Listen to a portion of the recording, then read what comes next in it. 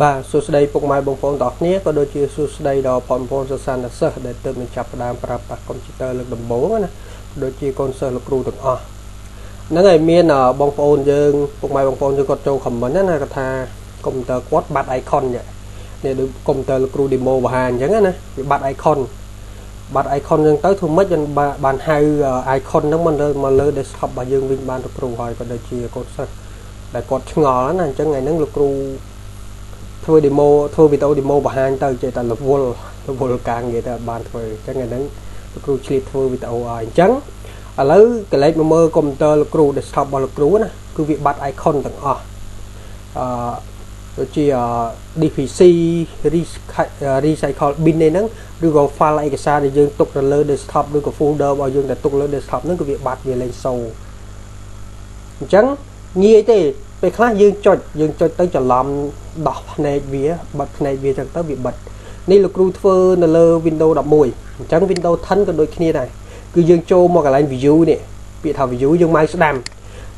នៅលើ desktop របស់យើងនឹងតាណាក៏បានដែរម៉ៅស្ដាំមកយើងឃើញពាក្យថា view អញ្ចឹងនេះ Windows 11គឺវាសូខាងក្រោមនេះយើងដាក់គ្រីសចេញមក show desktop icon ដាក់គ្រីសចេញមកវា show មកតែបើសិនជាយើង Windows 10ឥឡូវលោកគ្រូបិទវិញសិនលោកគ្រូបិទភ្នែកវាសិនបើសិនជាយើង Windows 10ឥឡូវលោកគ្រូដូរទៅទម្រង់ Windows 10ហើយណាអញ្ចឹងយើងចុច C more នេះមកនេះទម្រង់ Windows 10យើងម៉ៅស្ដាំទៅវាប្រកាសជាចេញផ្ទាំងចេះមកអញ្ចឹង view នេះ view ដូចគ្នា view មកយើងមើលពាក្យខាងក្រោមនេះ show desktop icon ដូចគ្នាយើងគ្រាន់តែចុចលើវាមក icon ដែលមានទាំងប្រមាណហ្នឹងវានឹងមកវិញហើយមួយទៀតសម្រាប់ពុកម៉ែបងប្អូនក៏ដូចជាបងប្អូនដែលគាត់មានបញ្ហាភ្នែកថារៀងមញោបអញ្ចឹងណាគាត់មើល icon ហ្នឹងវាអត់សូវច្បាស់អញ្ចឹងយើងអាចបរិចវាបានបរិច icon របស់យើងនេះ icon នៅលើកុំព្យូទ័ររបស់យើងនេះឲ្យវាធំដើម្បីឲ្យយើងមើលកាន់តែច្បាស់វាស្របនឹងភ្នែករបស់យើងអញ្ចឹងយើងមកស្ដាំដូចគ្នាមកហើយយើងយក view នឹងដូចគ្នាចូលកន្លែង view នឹងដូចគ្នាមកយើងយកអាលើគេហ្នឹងមិនន័យថាវាធំបណ្ដោយមើលនេះឃើញ icon វាធំខ្លាំងអញ្ចឹងបើសិនជាយើងយកអាទី2គឺវាល្មមវាមកល្មមបើសិនជាយើងយកអាទី3វាតូចសម្រាប់អ្នកដែលគាត់ថា icon ច្រើនគាត់ចង់ទៅរៀបពេញកុំព្យូទ័រអញ្ចឹងទៅវាច្រើនណាអញ្ចឹងតទៅយកឲ្យវា font តូចតែសម្រាប់អ្នកដែលភ្នែកមញោបម៉មឯងត្រឹមមញោប100ជាង200 300ប្រហែលជា icon ប៉ុណ្ណេះពិបាកមើលអញ្ចឹងតទៅយករៀងធំចេះយើងអាចដូរទៅដាក់ធំវិញមកធំចេះទៅឬក៏យើងយកត្រឹមកណ្ដាលណាកណ្ដាលសម្រាប់លោកគ្រូប្រើត្រឹមពាក់កណ្ដាលនេះប៉ុណ្ណេះគឺល្មមលោកគ្រូមើលសមនឹងភ្នែកលោកគ្រូល្មមណាអញ្ចឹងរូបភាពដែលលើ desktop លោតទៅវិញទៅមកប្រភេទ slide show ហ្នឹងគឺលោកគ្រូចេញនៅវីដេអូមុនហើយអញ្ចឹងបើសិនជាចង់ចេះនៅវិធីដូររូបភាពនៅលើកុំព្យូទ័ររបស់យើងឲ្យវាប្រភេទជា slide show ឲ្យរូបរត់ទៅរត់មកអាចទៅមើលវីដេអូលោកគ្រូមុនបានលោកគ្រូធ្វើវីដេអូមុន demo ពីរបៀបធ្វើ slide show ហ្នឹងហើយអូខេអរគុណច្រើនអញ្ចឹងលោកគ្រូសង្ខេបត្រឡប់មកវិញអញ្ចឹងថ្ងៃហ្នឹងវីដេអូមួយហ្នឹងលោកគ្រូ demo ពីរបៀបហៅ icon មកនៅលើ desktop កុំព្យូទ័រយើងវិញអញ្ចឹងវិធីហៅលោកគ្រូបិទវាសិន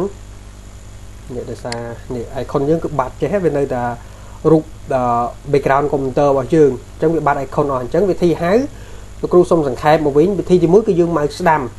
នៅលើ desktop របស់យើងនឹងតាណាក៏បានដែរតែលោកគ្រូម៉ៅស្ដាំមកយើងយកពាក្យថា view ហើយយើងយកពាក្យថា show desktop icon នឹងសម្រាប់ Windows 11តែបើសិនជា Windows 10ទម្រង់ Windows 8 Windows 10អីគឺវាចេញទម្រង់បែបនេះនៅពេលដែលយើងម៉ៅស្ដាំទៅគឺវាចេញទម្រង់បែបនេះ view ដូចគ្នាចូលមកចំណុច view ដូចគ្នា show desktop icon ចុចទៅលើវាមកគឺ icon ទាំងអស់ហ្នឹងវានឹងត្រឡប់មកវិញហើយអូខេអរគុណច្រើនហើយលោកគ្រូក៏សូមខន្តីអភ័យទោសរាល់ពាក្យពេចន៍ខុសឆ្គងដែលលោកគ្រូធ្វើវីដេអូ demo ទៅបង្ហាញនិយាយទៅមានពាក្យខ្លះលួសត្រង់ចំណុចណាមួយសូមអធិស្ឋានខន្តីអភ័យទោសផងដែរអូខេអរគុណច្រើនជួបគ្នានៅវីដេអូក្រោយៗទៀតលោកគ្រូនឹងរកកន្លឹះតិចនិចថ្មីមកធ្វើវីដេអូ demo បង្ហាញទៀតហើយមួយទៀតបើសិនជាកូនសិស្សទាំងអស់មានបញ្ហាចម្ងល់ត្រង់តាណាមួយមានបញ្ហាអ្វីមួយនៅលើកុំព្យូទ័រដែលយើងប្រើរាល់ថ្ងៃទៅវាមានបញ្ហាអាច comment នៅក្រោមវីដេអូមកលោកគ្រូនឹងព្យាយាមធ្វើវីដេអូ demo បង្ហាញដូចនេះ